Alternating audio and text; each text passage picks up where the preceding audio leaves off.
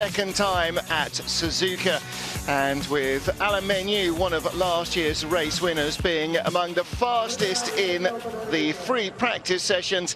It's going to be very interesting to see who comes out on top in qualifying. Good morning everybody in Europe, good afternoon wherever else, maybe even good evening wherever else you're watching. This is the picture at Suzuka just before the first of our two qualifying sessions gets underway. It's essentially one elongated session. And there is last year's other race winner. Tom Coronel has in fact taken two outright race victories in World Touring Car Championship races in Japan. One at TI Aida, where we raced previously, to Suzuka, and the second race last year. Well, good morning, good afternoon, good evening. I'm Martin Haven. Sitting alongside me is Harry Folkard. And Harry, good to see blue skies overhead at Suzuka. It's been pretty wet so far during the week. Yeah, from all accounts, the track's been very, very green because of all the rain. And you know what the weather can be like in Japan. It seems to be sort of blowing hot and cold non-stop, so that'll certainly have an influence in qualifying. I'm not sure exactly what the weather was doing last night, but certainly from what we're hearing, the track is very, very green. Well, as we look at the entry list, there's a couple of parish notices to get through, a couple of changes of team. Well, let's start about our new drivers first. As we get a little further down the order, you'll find three new names. German René Munich, he's a four-time German rallycross champion. He also runs his own team, which is perhaps better known to international race fans as allinkel.com. They are the FIA GT1 World Champions. And since that championship has vanished in a puff of smoke, he is looking at the World Touring Car Championship as a potential for them entering next year. What they would run remains to be seen. Masaki Kano, we've seen before, in fact, since 2008, when we headed first to Japan with World Touring Car Championship. He has been run in the Asian races by Franz Engstler. He returns, as does Hiroki Yoshimoto, who is running in the 20 racing team in Seat Leon. A 32-year-old from Osaka, has got limited touring car experience, but he's done Japanese GT, also raced a couple of years in Europe in GP2 and in GP2 Asia. And change of team for Daryl O'Young, returns to Bamboo Engineering from Special Tuning, and René Munich takes his seat at Special Tuning. And you're looking here at the Chevrolets, who are not only likely to produce a driver's champion, probably not before Macau, but are very likely indeed to tie up the Constructors' Championship here for a third consecutive year if they score 10 points more than their closest rival, the BMW customer teams, this weekend.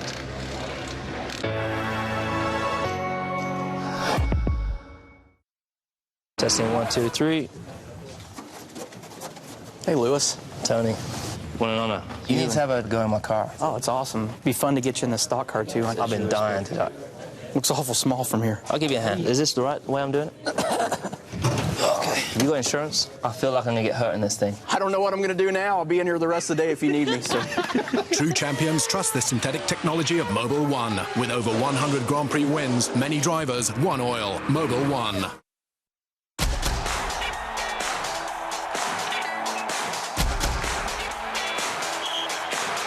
Let the bass kick.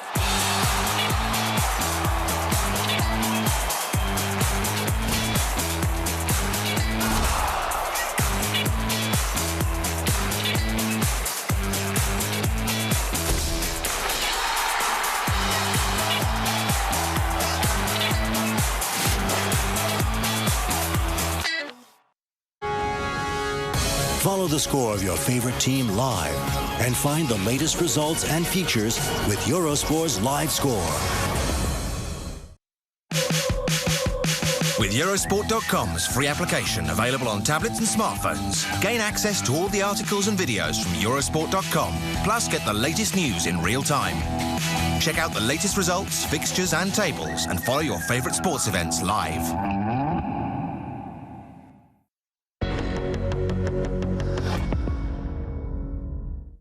Tears flow for Victoria Azarenka. It's the biggest thing outside a Grand Slam. So who's going to end the season on a high? The answer awaits in Istanbul, where this year's 8 top hotshots battle for the coveted trophy.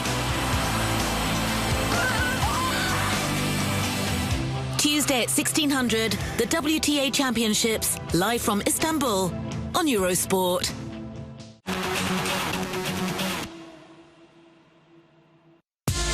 Japan quality. Yokohama, your tire.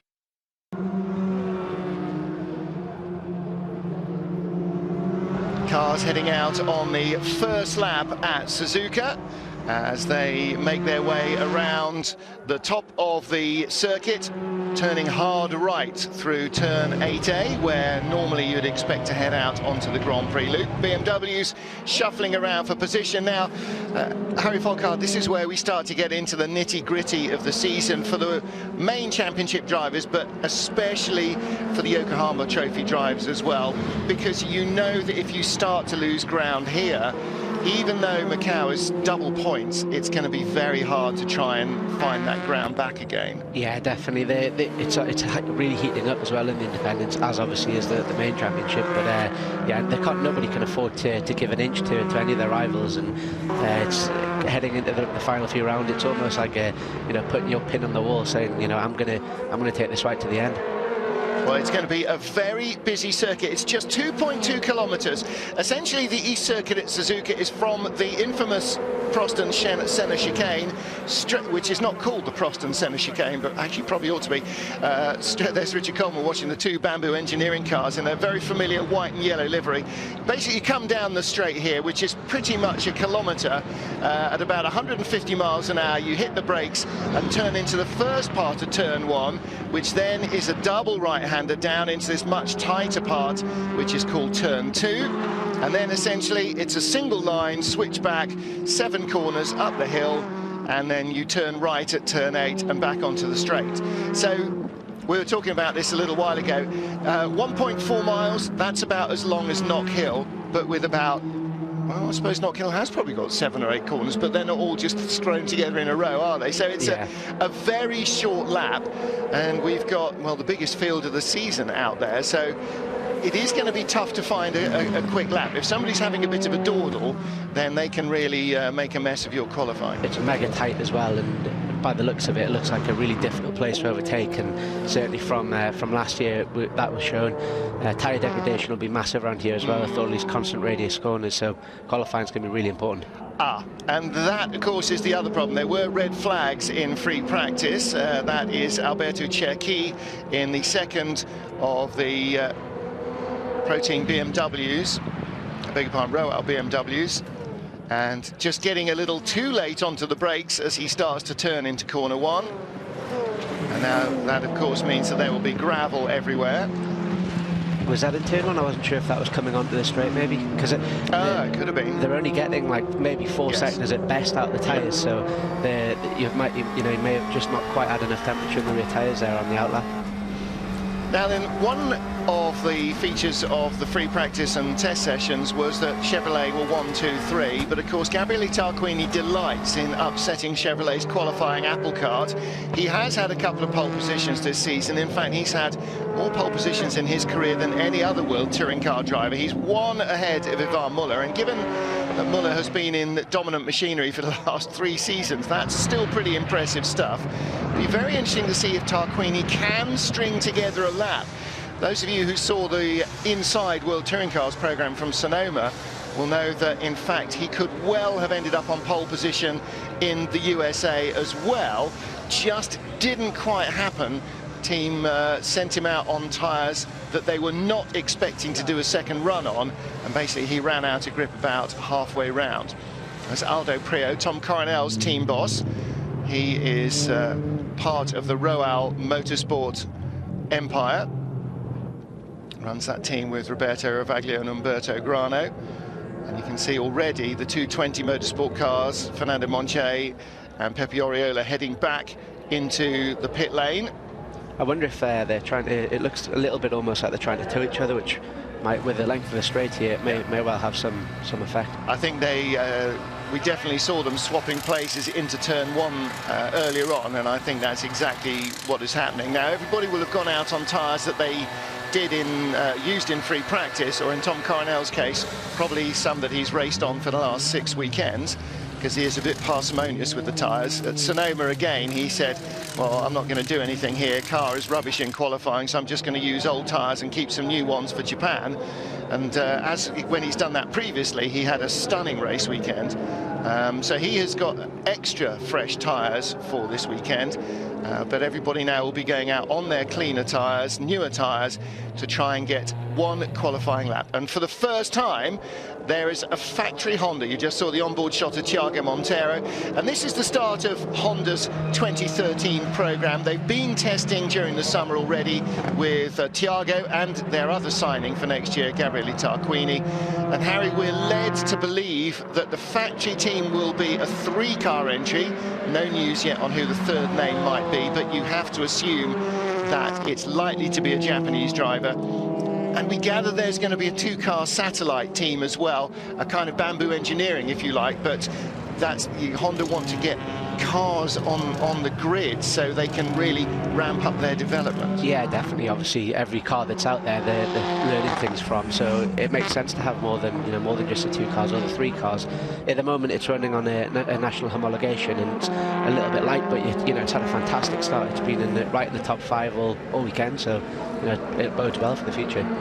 Well, the car seems to be a bit of a roller skate at the moment, so very twitchy and very, very stiff, which is easy enough to undo. I mean, carrying a lot of pace into turn 1. The only problem with a very stiff car is it doesn't seem to like to change direction quite the way we would like to, and immediately you can see that he's got the orange and black car, Norbert Michelis, behind, and he basically kind of ruined Michelis's lap there by getting out of shape in front of him. Yeah, he's kind of got, obviously totally unintentionally, but he's got right in all 3 of those guys' ways. But you can see he's just backing out of this lap now. He's made a mistake at turn 1, so he's probably just going to get ready to go again. He's going to have to, isn't he, and hope that he hasn't taken too much out of the tyres in the first lap round. Well, the car was definitely top 10 potential in the free practice sessions.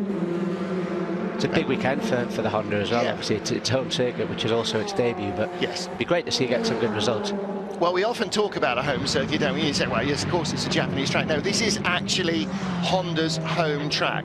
The fun fair is Honda Land. This is a racetrack owned by the company, so it's more than just a race in Japan. This is absolutely ground zero Honda territory, so if they can make this car work, and do you know what, there's no particular reason why all the knowledge that Honda has got of racing Civics for many, many years shouldn't have been filtered through to Yasport. It's not built in Japan. The car is built in Italy by Yasport, who built the Accord Euro Rs.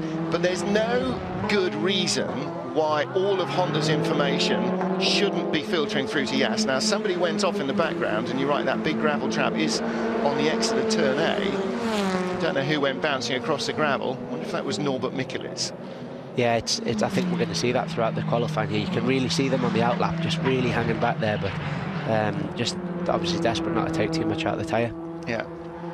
It was Michelis, there you go, because he suddenly lost ground at the end of the lap, and that, unfortunately, his previous lap had the kibosh put on it at turn 1, and then he dropped it off the road at the end of that lap. Yvonne Muller, Alain Menu, who was fastest in both free practice sessions, are our top 2. And third quickest has gone Alex McDowell. Now, the cameras were following him right at the beginning of the session. He and Darrell O'Young jumped out of the pit lane right at the very start in front of the blue Chevys. And Alex, well, this is his first visit to Suzuka. I'm not sure how much he's played it on the PlayStation. That's a blinding lap as well. It's a 53.3, and, you know, that would have put him pole in free practice too. Obviously, different conditions, but, you know, it's impressive. Very quick indeed. So McDowell third, Huff fourth, and 3 factory Chevys joined in the pit lane by the factory Honda as this 20-minute session continues.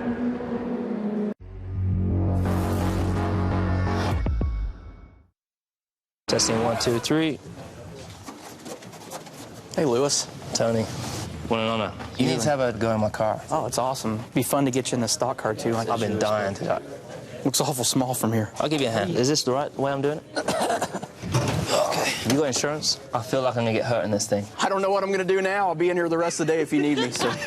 True champions trust the synthetic technology of Mobil 1. With over 100 Grand Prix wins, many drivers, one oil. Mobil 1. Here comes a big test for the touring cars because it's Suzuka, the first round in Asia, with a new manufacturer as Honda join the grid. Can Thiago Monteiro give the team a dream debut? Manu and Coronel were the winners here last year, and watch out for Huff as he chases Ivan Muller for the world title on the famous F1 circuit.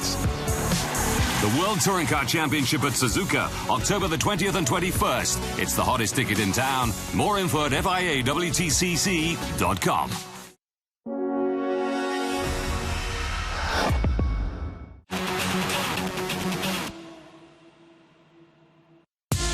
Japan quality. Yokohama, your tire. Darrell O'Young on a flying lap, looking to jump up from 8th place where he is currently, closer to teammate Alex McDowell, who's 3rd quickest here in Suzuka. Alberto Cherki trying to get himself into the top 12 as well. But Harry Folkard, he said, okay, you know, to be one of the fastest 12 cars in a field of 28 or whatever is quite good, but it's very, very tight. Here, because it's such a short circuit, just half a second covers the fastest 12 cars. That's insanely close. Yeah, it's mega, mega tight. You always find that with shorter laps, obviously, because there's fewer corners and less place to go wrong, but that is really, really, really tight. It just shows how important this qualifying session is going to be for everybody. We're looking here at a singleton run from the 20 driver. This is Fernando Monche. Earlier on, he and teammate Pepe Oriola are trying to tow each other around. Oriola is 11th. Monche is down in 16th at the moment. There's Pepe on his own with his number 74. Muller-Menu McDowell, Huff in 4th. You can see almost everybody in the top 12, Harry.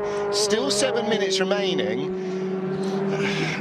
Are they going to sit on their times? Coronel is up there in 5th place. Alexei Dudicalo, Tarquini, Darrell in 8th. Well, this is it, because it's so close. You'd be a brave man to sit out and say, I'm done with that, because maybe the top 3 or 4 are okay, but certainly if you're south of 5th, you need to really be kind of, you know, keeping an eye on exactly where everybody is. Maybe get ready to be going out for a final last lap ditch effort. Well, Thiago Monteiro is not going to leave it till the last moment. He is going back out. So is Norbert Mikulits. Mikulits is 13th, Monteiro 15th in the Honda. It's the first time we've seen the Honda turning a wheel in an official timed session this weekend. So for Yas and for Honda Motorsport globally, this is a very big moment. To try and get the car into Q2 would be pretty decent success.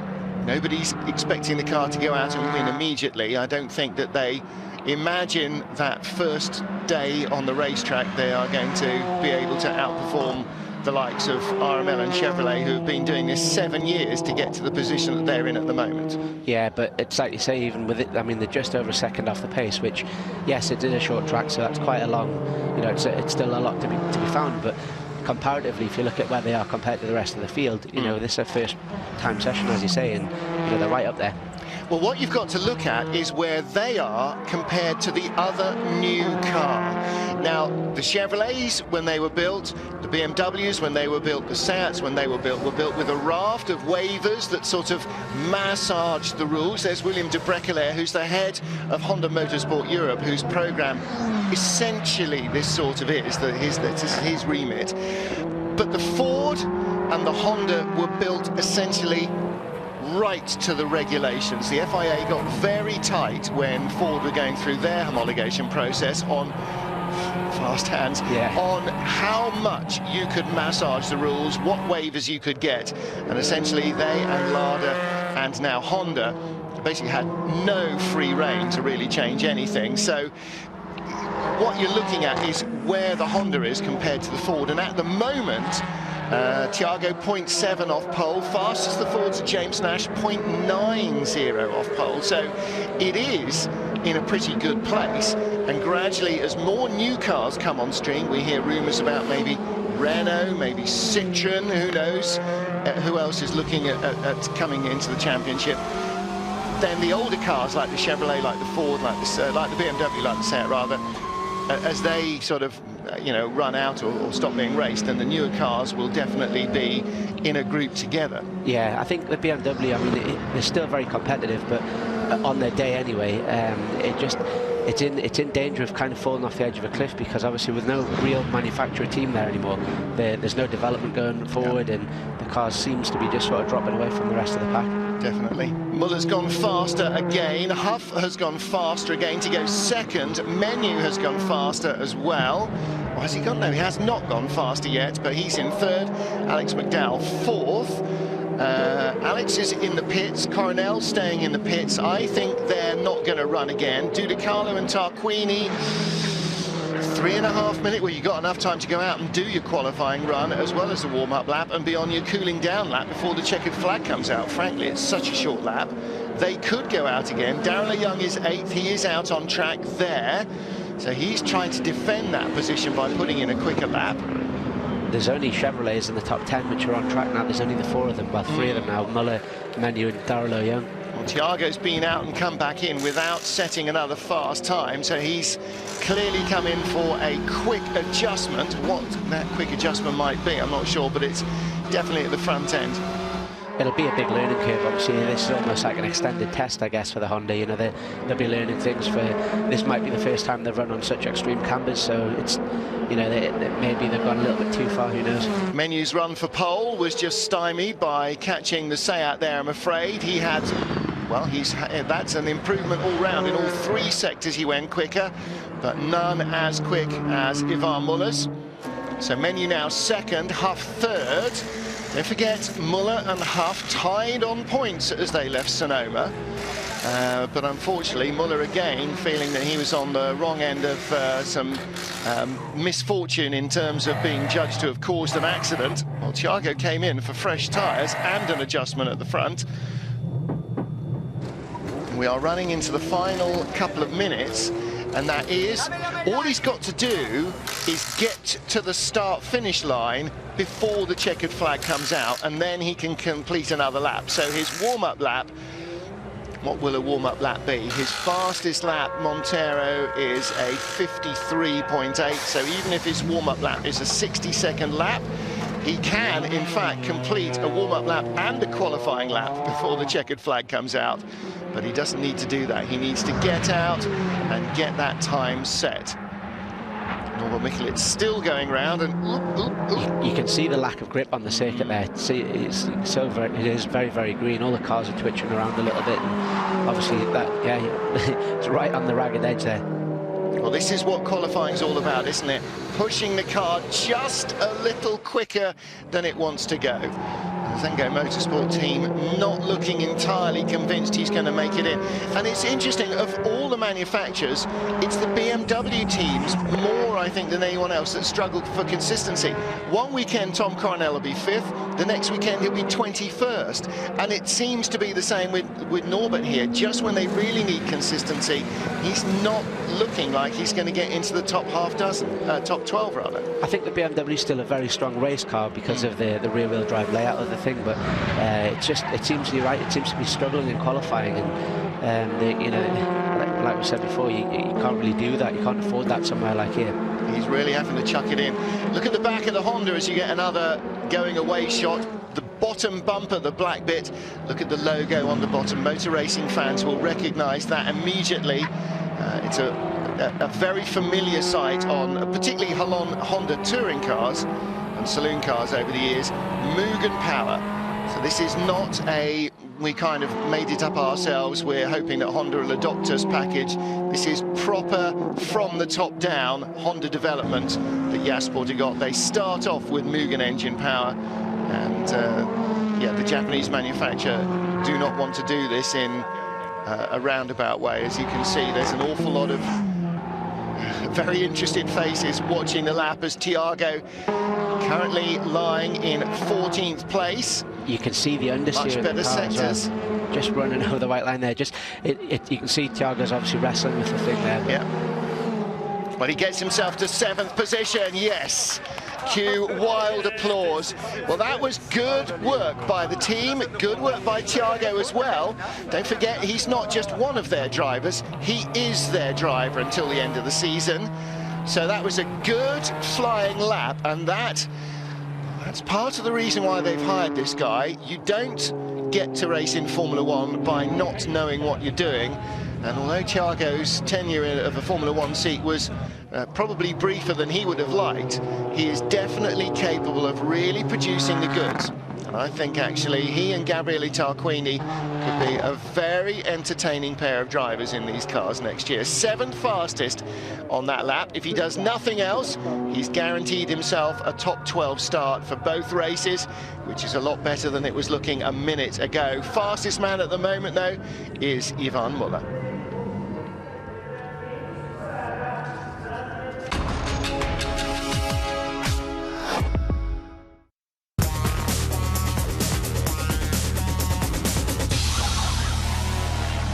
ATS high-tech wheels, world champions with Chevrolet.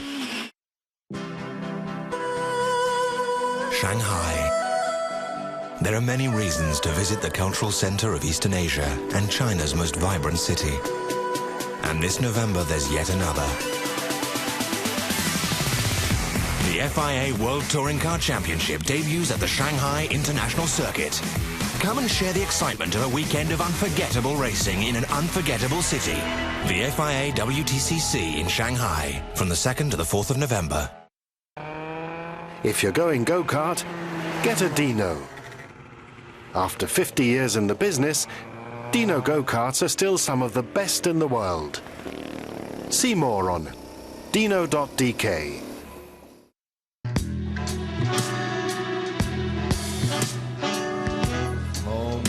Like these put us at ease.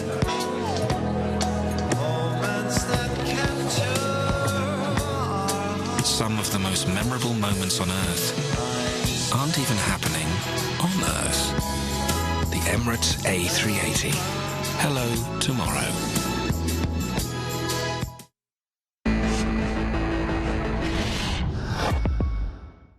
Live from Paris, the presentation of the 100th Tour de France. The race will start for the first time in glorious Corsica. But what else is planned to celebrate such a special event? Get all the reactions live. Wednesday at 11:30, the Tour de France presentation, live from Paris on Eurosport. The WTCC is brought to you by Euronics, best of electronics. Cars in the pits prior to the start of the second period of qualifying, Q2. We have a 20-minute first period to sort out the fastest 12. From 13th on down to 23rd, those positions are sealed for the two races, and that means that Norbert Mikulits will start 14th in both of them. Fair to say a certain amount of disappointment and frustration down here at Zengo BMW. Norbert, early on in the session, you got caught in traffic. You went off at the top of the hill. Tell us about that early part. To be honest, I can not tell you much about it because I was on, I think it was my second flying lap of the session. And I don't know who was behind because on the fast lap I was not looking in the mirrors. So I don't know, to be honest, what happened. Down to turn 3, I think someone was up the inside, but I don't know who it was, to be honest, because there were no blue flags, so I was just not prepared. And then after I went off in the last corner, I think we have some slight damage maybe on the right rear, but to be honest, I was expecting us to be within the top 12, and it didn't happen. So. It's a shame, but it's good to see that compared to last year, we are making progress with the car. So I think for the races, we are good. We are well prepared.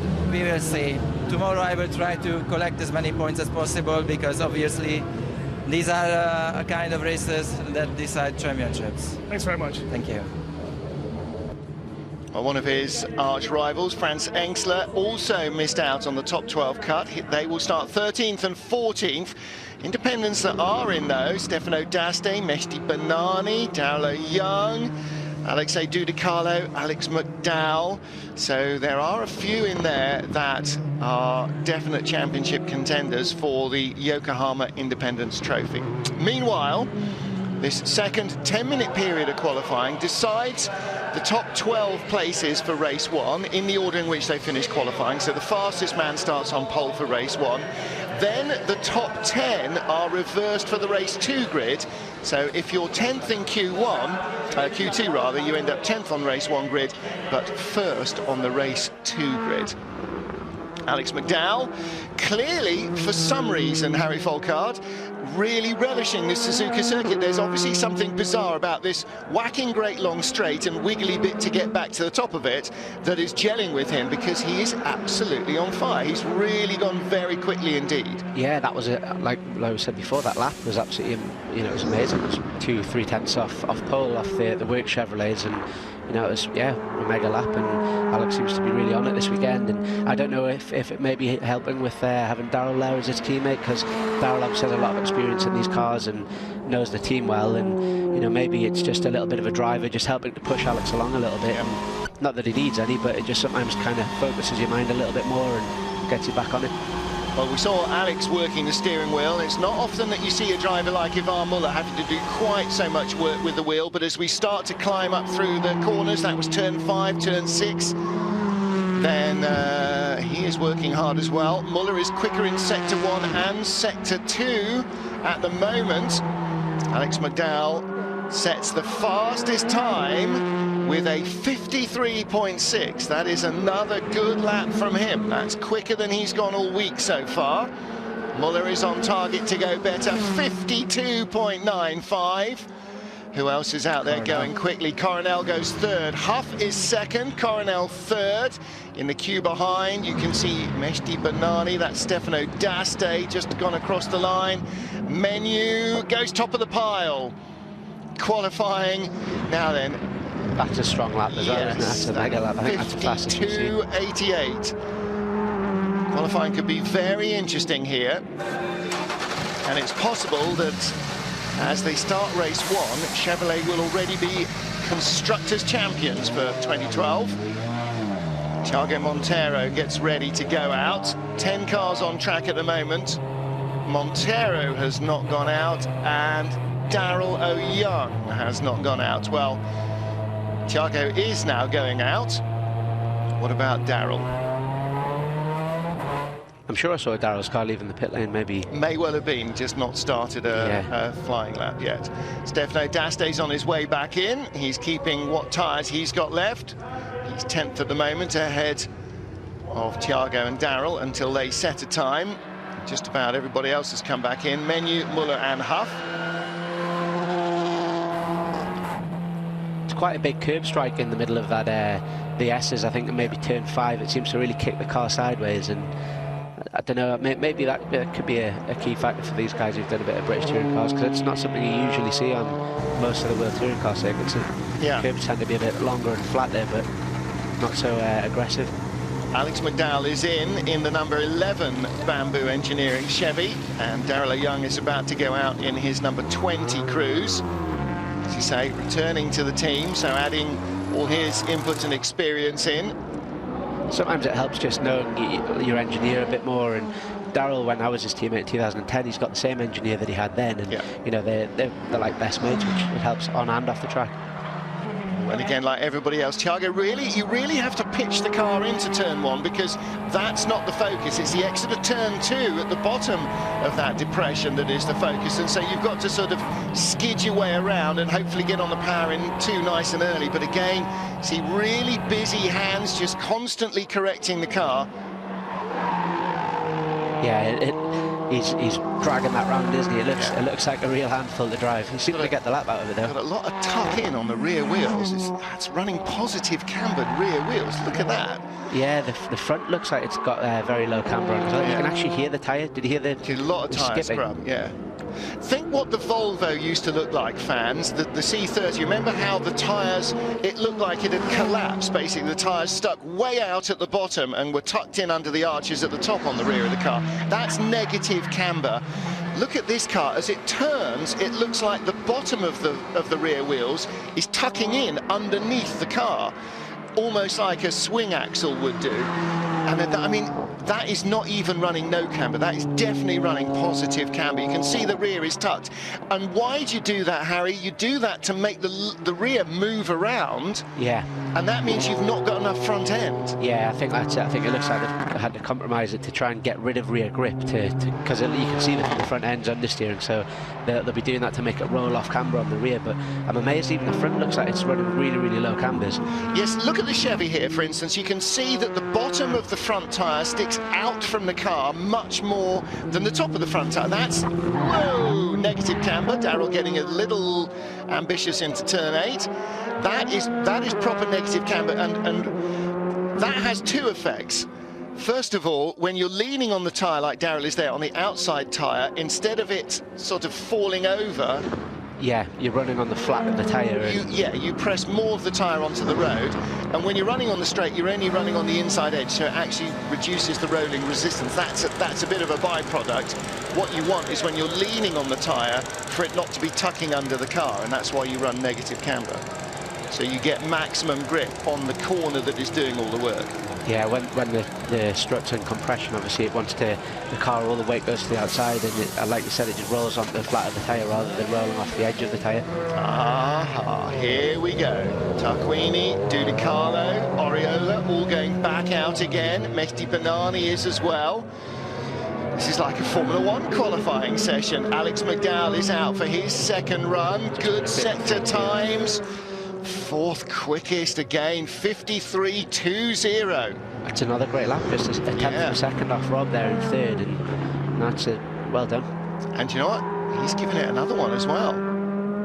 He carried a lot of speed into corner 1. Is he still carrying the same speed up the hill? I think he is. I think he's looking a little neater as well. Or is he easing off? A little hard to tell because you sort of changed the rhythm now. I think he's eased off there. No, he's the best in sector 1. First sector. You change the rhythm halfway up through the corners, then you get over the brow, you drop down into this little compression, turn 6 and up the hill at 7. And then across the cut through. Now he's cruising back in now. But he's, again, you know, every time he pushes another little sector time, learns a little bit more about the car. And I think with a minute and just under 2 minutes to go, that'll be him done. If he starts 4th, I think he might do, unless Tarquini's got something left. Huff is cruising, ready to go for a final lap. There's Gabrielli's engineer, Giancarlo. Forza Gabrielli, come on, let's see a really quick lap from Tarquini. He's not using Dudicalo as a tow. This is going to be all on his own. All or nothing now for Tarquini, across the line. Down into turn 1, watch his hands, down through the gears. Just down 1 as you go into turn 1. Then a further 2 gears down as you come through turn 2. Picking up the throttle, and it's a lot of correction here at turn 3. That's the curve you have to really ride that bounces the car around. Over the top of the brow in the left-hander at corner 5. And Harry, those transitions where you're going over elevation and trying to change from a left-hander to a right-hander, that's always where the tyre really works hard for its living. Yeah, especially when you're bouncing it as well, you're chucking it off those curbs. The camber can't even deal with that. It's, you know, it's rolling on and off the camber, and it does all sorts of things to the car. Muller is second at the moment. Tarquini has another good run going, but his tyres have run out of puff at the end of the lap. Where's that going to leave him? Muller with the fastest first sector of all. Muller is on another pole position lap. Menu sits on pole at the moment from Muller, Huff, McDowell, Banani 5th in the BMW, Tarquini 6th, Coronel 7th. Huff's lap 53.05, not enough. But what about Muller? Can he produce a pole lap? No, surely that's no, I don't know, maybe not. He always looks resolutely relaxed in the car. I think you're right, he's dropped off in that second sector there. fastest first sector of all. He comes to the line all the same, so it's not an in-lap. Is he looking for a toe? Well, that's the end of it anyway. It is Alain Menu who was fastest in free practice 1, fastest in free practice 2, fastest in qualifying. He will start first and 10th. And Stefano D'Aste, for the third time this year, will start race 2 on pole position. Now, race 2 is not... Menu's going for another faster lap. Look, fastest second sector of all. That's an epic lap. Yeah, somebody in the garage there saying he is still going. He is still going indeed. And puts another very good lap in. 52.885 is the best lap. 52.9 his second best lap, and that would have been 6,000ths away from Ivan Muller's very best. So Michel Seaman there, who's the PR for Chevrolet Racing, looking very happy with that. It's a 1-2-3 with fellow Swiss resident Alain Menu on top, and Mehdi Benani looking very happy as well. He might. 5th on the grid. That's a great lap again from Hang on a minute, I haven't got a piece of paper that tells me what his best ever qualifying position is, but it's got to be that, hasn't it? Was he ever 5th in Morocco on that first season? No. No, I don't think so. Now, Menu obviously has some sort of affinity with this place because he, you know, he won here last year, and he's obviously been very strong this weekend as well. So sometimes you get that as a driver. It might just you might have something which clicks on a certain circuit. And it certainly seems to be the thing with Menu here. Well, you saw Albert, his engineer, looking very happy indeed, and Menu claims pole from Muller and Huff. So as ever, they'll be doing the first corner shuffle to try and make sure that they A, get in safely, and B, all get out safely as well. 1, 2, 3. And of course Huff behind Menu will be desperately trying to tuck in behind the Swiss to stop Ivan Muller taking second place. Yeah, it's getting interesting now, isn't it? The Chevrolet battle between the top 3 guys, and this weekend could play a decisive role in. I mean, I'm sure that there's definitely not any team orders, but it's going to have a decisive role in what happens in the championship. And well, Menu was 48 points behind. He's now 47 behind because he's got 5 points for pole, 4 for Ivan Muller, 3 for Rob Huff. So Muller is the solo championship leader now, and Chevrolet confirmation cannot now be caught by the BMW customer teams. They are the World Touring Car Constructors Champions for 2012, and you can safely say that it is Alain Menu who has gained those vital points that puts them out of anybody's reach. Well, there is Mehdi's engineer, very happy with that, and Richard Coleman will be chuffed as well. Bamboo Engineering's Alex McDowell, 4th fastest, and Darrell Young in the top 12 as well, only 12th. We saw his tyres giving up on his what looked like his best lap. Montero 11th, D'Aste 10th, Pepe Oriola 9th, Alex Edu-Carlo 8th, Tom Coronel 7th, and that will put him 4th on the grid for race 2, Coronel. And that's where I think he's got to fancy his chances coming. So, confirmation then, qualifying. Alain Menu is our pole sitter for Chevrolet, with Ivan Muller in 2nd place, Rob Huff 3rd, Alex McDowell 4th, top independent, and Mehdi Benani 5th position, 2nd of the Indies, and top BMW driver as well. A great qualifying run for the Moroccan. Top 12 completed by Darrell Young. From there on down, you start in that position in both races. 13th and 14th, Engsler and Mikulits. Tom Boardman, Fernando Monche, 15th and 16th positions in both races. Hiroki Yoshimoto, Charles Eng, 17th and 18th. James Nash, best of the Fords. Tom Chilton will start 21st, right behind his teammate.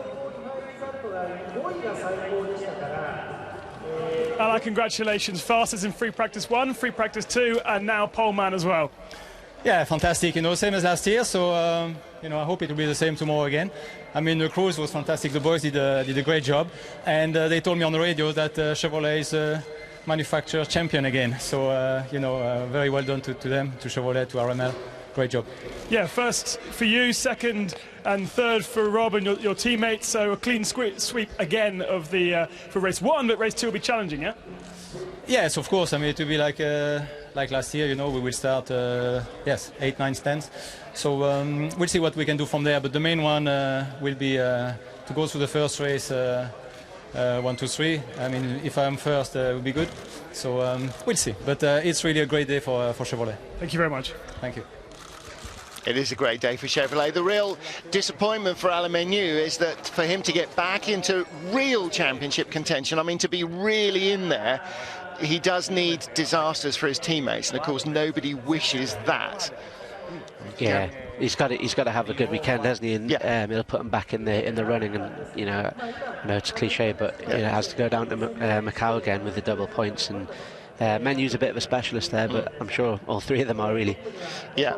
Chevrolet, the manufacturers' champions. It's the 3rd consecutive year that they have won the manufacturers' championship, so congratulations to them. We, of course, lose Chevrolet as an official works entry at the end of this season, but before then they have one more title to tie up, and there's no question at all one of those 3 men will take the title. Now, Alain Menu is perhaps mathematically the least likely, but I don't think anybody would object to he or Rob Huff or Ivan Muller winning it. They're all equally talented drivers, and of course all on the market as well. As far as we're aware, we don't know that any of them have signed for anybody else. At the moment it is Ivan Muller by 1 from Rob Huff, and Alain Menu closes as well, just 1 single point. His job will be to claim victory from pole position in race 1 and then somehow get away from his teammates in race 2, get up the order fast and try and find holes from behind them that they can't find, because he's got to start out scoring them in every race. Well, former teammates, and for the next 3 races, rivals, but when we start 2013, teammates again. Thiago Monteiro already started driving for Honda, and so is Gabriele Tarquini, but only in testing. His race contract with the Lukoil Seat team continues to the end of the season, and it's going to be very interesting to see them together in the Honda Civics at the start of next year's campaign. So that's it for qualifying. Join myself and Harry Volkard for tomorrow's races. We'll be bringing you the morning warm-up. I'm afraid for those of you of a European nature, it is not going to be comfortable timing, I'm afraid. 5:45 British summer time, 6:45 Central European time for morning warm-up. We'll bring you that tape delayed and then go straight into the first of our races, 7:15 CET, 6:15 British summer time. And yes, that is AM Sunday morning. Look, we'll be up, they'll be up, you be up as well, eh? We'll see you then. Bye for now.